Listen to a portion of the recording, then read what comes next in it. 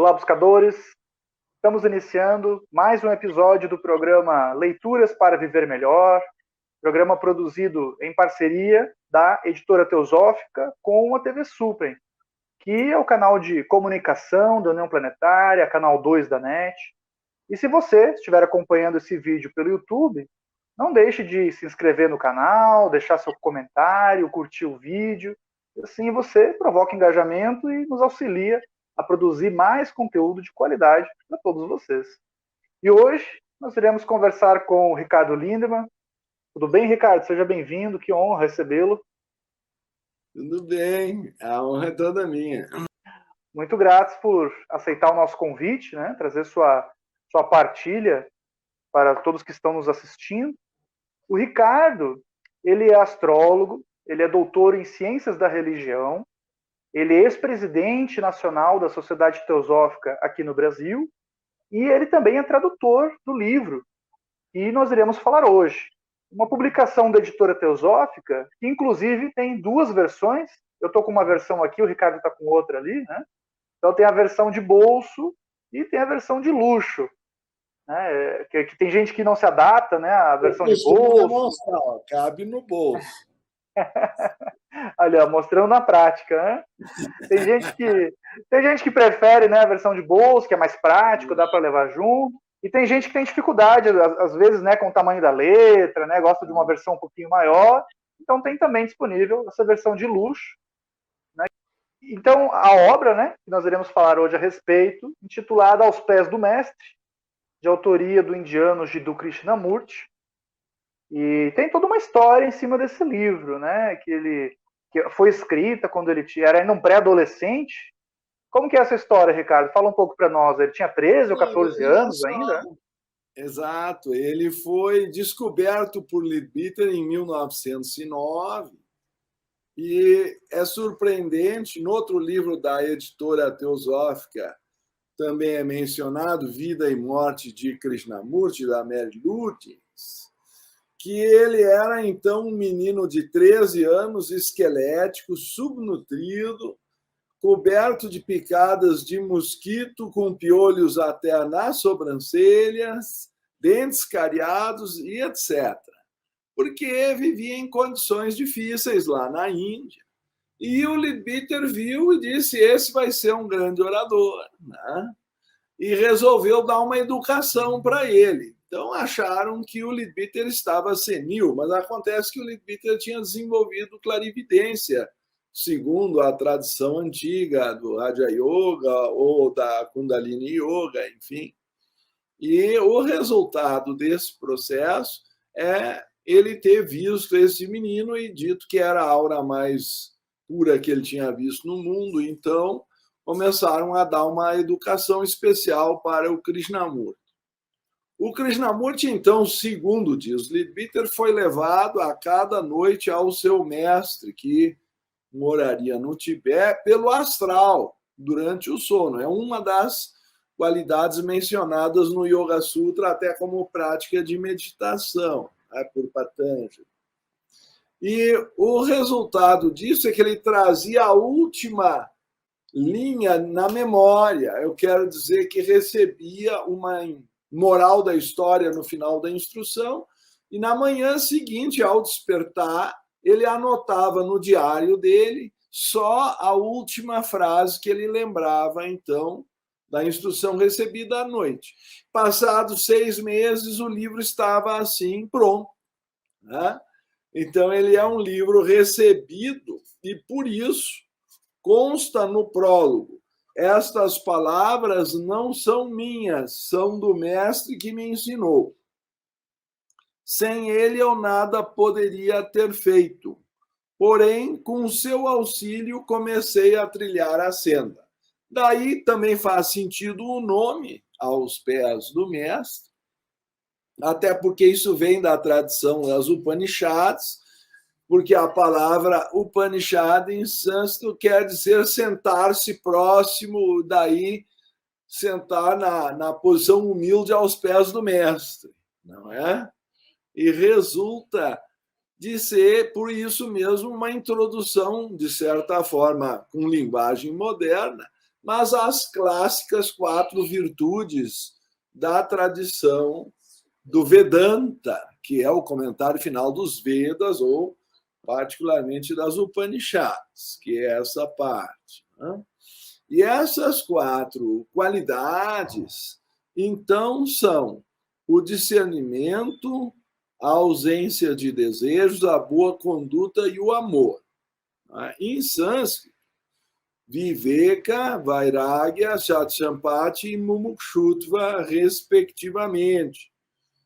A palavra Vairagya é difícil de ser traduzida, então, além de ausência de desejos, nós também ousamos sugerir desapego, desprendimento ou abnegação. Na verdade, se nós formos ver, são qualidades fundamentais para o indivíduo conseguir ver as coisas como elas são. Porque a tradição do Vedanta, bem como o Yoga Sutra, o budismo e também a Bhagavad Gita de Krishna, enfim, sustentam que a avidya, ou a ignorância espiritual, seria a causa do mal. Isso nós vamos encontrar também em Platão e outras escrituras, talvez até no cristianismo, como se poderia talvez tentar demonstrar. A ideia de que pela falta do conhecimento da verdade se envolve o indivíduo numa submissão à ilusão ou à matéria, ou como se quiser assim interpretar. Então, daí resulta que para que a pessoa possa aprender a ver as coisas como elas são, ela precisa desenvolver essa capacidade de separar o que é ilusão do que é realidade e, por isso mesmo, em decorrência, se desprender ou desapegar daquilo que é ilusório. Então, essas primeiras 2 qualidades funcionam como um círculo virtuoso em que, então, o indivíduo teria uma libertação progressiva para seguir o caminho da boa conduta, que começa com o domínio da mente, e chegar ao amor, ou a uma tradução possível também seria uma fraternidade universal, mas, na verdade, Mumukshutva na tradição está associado a se desprender da roda de nascimentos e mortes e buscar a união com Deus, por isso um amor transcendental. Essa questão do discernimento, né, que seria esse primeiro passo, essa primeira qualidade, virtude que a gente tem que desenvolver, é importante salientar também que o discernimento não estaria relacionado somente à memorização de informações, né, Ricardo? O discernimento, na simbologia, né, muitas vezes é representado por uma espada, né, a espada que divide, que corta, né? Então, o discernimento, ele como que você definiria, assim, né, para quem está começando o estudo, chega nessa obra? Essa é uma obra indicada para quem está começando no estudo teosófico, né? Às vezes, chamar de mingauzinho teosófico é a nossa primeira papinha, né? Mas não se surpreendam, é porque é pequeno, tem 64 parágrafos apenas. Eu é que engordei a obra botando 44 notas, né? Então, que estão fora do texto, na sequência, para não atrapalhar ou perturbar, induzir a leitura. Então, as notas do tradutor foram postas a posteriori. Mas, essencialmente, o ponto que creio tu estás colocando, em espanhol, cernidor é uma peneira, né? Em português, discernir parece relacionar-se a separar a casca do cerne ou fazer uma distinção. Se me permitirem, quem sabe ler o primeiro parágrafo, diz: a primeira dessas qualificações é o discernimento, usualmente tomado no sentido da distinção entre o real e o real, que conduz o homem à senda, no caso espiritual. E depois é acrescentado: entras na senda porque aprendeste que somente nela se pode encontrar as coisas merecedoras de aquisição. Os homens que não sabem trabalham para adquirir riqueza e poder, poder, porém esses bens são, quando muito, para uma vida somente e, portanto, irreais. O sentido de irrealidade aqui é no sentido de que não dura, que vira cinza, que vira pó. Tá? E por isso a necessidade do desapego, do desprendimento, porque se eu apegar-me a uma coisa que não vai durar, eu vou potencialmente eu já estou sofrendo, mas cedo ou tarde o sofrimento será inevitável, né? Há coisas maiores do que essas, coisas reais e duradouras. Quando as tiveres visto uma vez, não mais desejarás as outras. E hoje, o paradigma da humanidade, eu costumo dizer, né, como educador, que ele mudou, né? Antigamente, o problema da humanidade era a falta de informação. Hoje, talvez, o problema seja o excesso, né? Entra também um certo discernimento, porque eu preciso escolher o que vale a pena ser estudado, porque não dá tempo para estudar tudo. E eu diria que esse é o livro. Se eu tivesse que ir para uma ilha deserta e só pudesse levar um, levava esse. Este é o programa Leituras para Viver Melhor. Hoje estamos conversando com o Ricardo Lindemann sobre a obra Aos Pés do Mestre, de autoria do indiano Jiddu Krishnamurti, ainda um jovem de 13 anos quando escreveu a obra. E nós iremos agora para um rápido intervalo e voltamos daqui a pouco. Até já.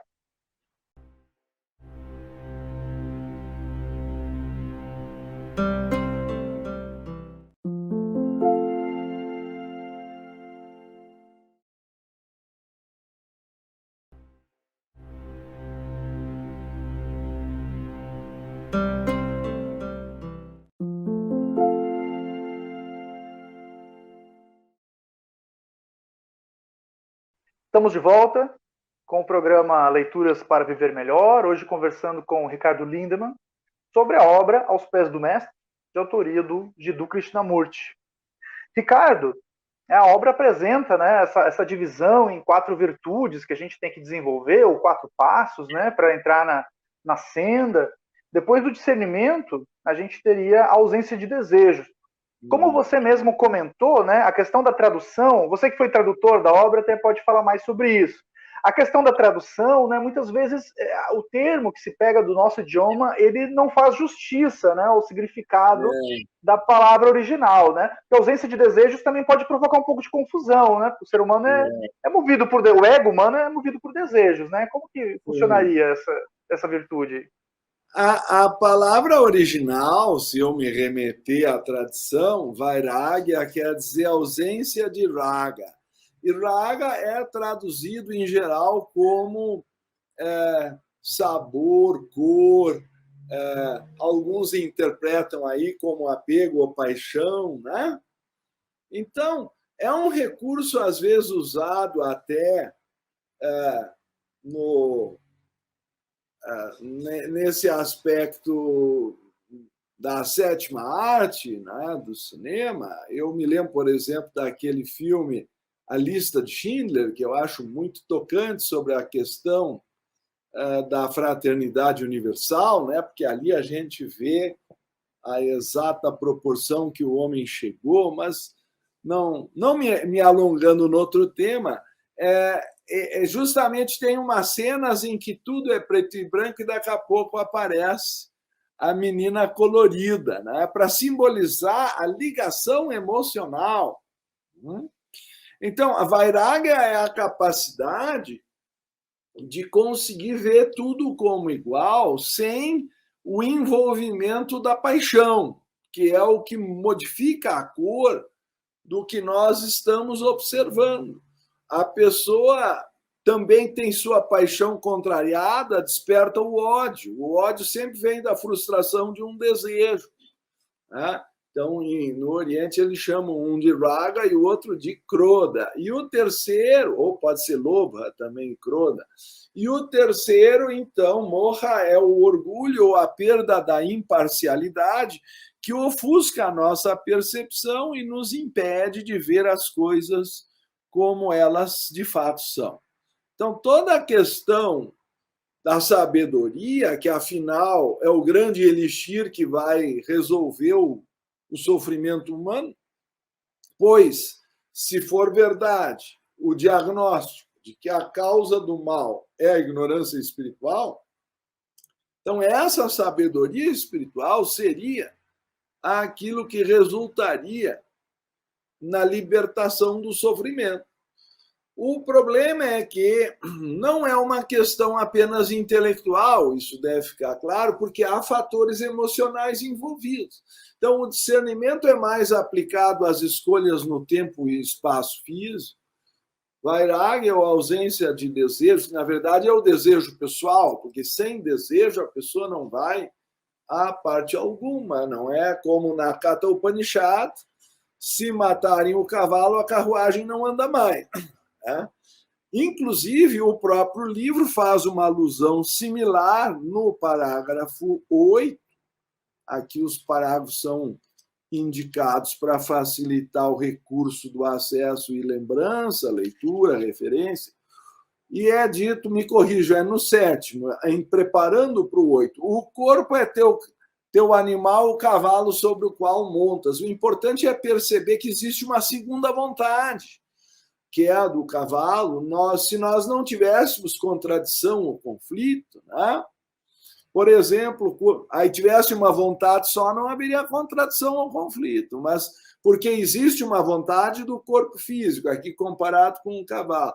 Depois do emocional e depois do mental, por exemplo, o corpo astral tem seus desejos e os tem às dúzias. Ele quer que fiques irado, que diga as palavras ásperas, que sinta ciúmes, que sejas ávido por dinheiro, que invejes as posses de outras pessoas e que te entregues à depressão.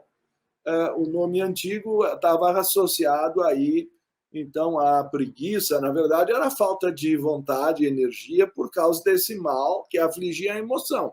Então, tu vês que quase todos os pecados chamados 7 pecados capitais da tradição antiga cristã estão aí enumerados, mas não como sendo da alma, mas como sendo de um veículo, de um envoltório no qual a alma se envolve, as paixões, no caso. E também do corpo mental é dito que ele gera, então, o orgulho. Quando é afirmado, teu corpo mental deseja pensar em si mesmo orgulhosamente, separado, pensar muito em si mesmo e pouco nos outros. Quem tentou uma vez na vida meditar sabe que o indivíduo normalmente quer pôr a mente num lugar e a mente tem vontade própria e vai para outro. Então, essa experiência, mesmo que frustrante, ela nos ensina que nós não somos a mente, que nós não somos as emoções e desejos que frequentemente estão mudando, e o próprio corpo físico acaba levando à morte, se decompondo. Portanto, a parte permanente em nós não é essa, e precisa ser descoberta. Quando esses fatores, não é, da falta de discernimento entre o que dura e o que não dura, e das emoções e desejos confusos, ou mesmo gerando o orgulho, a paixão e tudo mais que nós vimos, são gradualmente diluídos pela percepção desse exercício constante do discernimento e do desapego. Aí a pessoa começa a ter condições de ter o domínio da mente, o domínio da ação, a questão importante da tolerância com todas as religiões, que é um dos pontos da minha tese de doutorado, vai reconhecer que o Oriente nisso tomou sempre a dianteira ao dizer: deve sentir perfeita tolerância por todos e um sincero interesse pelas crenças daqueles de outra religião, tanto quanto pela tua própria, porque a religião dos outros é um caminho para o Supremo da mesma forma que a tua, e para auxiliar a todos, deves a todos compreender. Então, não é uma visão que vai excluindo ou se separando, pelo contrário, ela nutre, então depois ela vai para o contentamento, da tolerância ao contentamento, e daí a unidirecionalidade da mente que se concentra e a confiança que leva ao acesso para o nível superior de amor. Claro que não é um amor comum, mas aqui definido de uma forma extraordinária na simplicidade da linguagem, pois um grande ponto do livro é que, como foi instrução dada a um garoto de 13 para 14 anos, foi transmitido em linguagem simples, ainda que o conteúdo seja extremamente profundo. Na vida diária, o amor, não é? Significa duas coisas. Primeira, não causar dor a nenhum ser vivo. E segunda, que deve estar sempre vigiando por uma oportunidade de prestar auxílio. Então, nessas condições, o ser vai se desprendendo dos apegos que prendem ao sofrimento e vai conquistando o amor universal e a Deus, que é justamente o fator libertador. Então, a outra visão de Lotus Branco, interpretada até por aquele que levava o Krishnamurti à instrução, que seria o Leadbeater, é que Deus é bom, a alma do homem, ou o homem é imortal, e colhe o que semeia. Então, no fim, esse é o processo que nós temos que assimilar na escola da vida. Como é importante, né, a gente ter uma maior compreensão do verdadeiro significado dos termos, né? Que nem no primeiro bloco você comentou uma chave que eu considero muito importante, assim, que quando eu compreendi me facilitou muito. E quando se fala na literatura de o real e o ilusório, de fato não se está se referindo, né, como muitos interpretam, né, de que o mundo de Maia é um mundo falso que não existe. Ele existe, mas ele é temporário, ele é transitório, né? Como diz a doutrina secreta, né? É real para a consciência no momento em que ocorre. Então, ele existe. Então, a questão do sofrimento e do apego, né? Então, essa ausência de desejos, que talvez seja mais corretamente traduzido, a ausência de apego, talvez, né? Como você mencionou, é o desapego. Seria o desapego, né? Seria justamente por isso, porque essa natureza que a gente vive, ela é real para a consciência no momento que ela ocorre, mas logo após ela deixa de ser, né? Porque ela está sempre em constante transformação. E o nosso apego, ele tem esse desejo de que tudo permaneça como está, o que é uma chave de sofrimento. Né? Blavatsky chega a dizer ali também na doutrina secreta que é tão real quanto aquele que observa. Aliás, está em plena consonância com a visão da física quântica e da interferência do observador com o objeto a observar. Afinal, o Aos Pés do Mestre, como o título sugere, é uma introdução à visão do Advaita Vedanta, de uma visão integrada e monista do mundo, a unidade da vida. Ricardo, gratidão pela sua partilha. Eu que agradeço. Muito grato. Este foi mais um episódio do programa Leituras para Viver Melhor, e hoje conversamos com o Ricardo Lindemann sobre a obra Aos Pés do Mestre, de autoria de Jiddu Krishnamurti, publicação no Brasil pela editora Teosófica. Nós vamos ficando por aqui e até o nosso próximo encontro.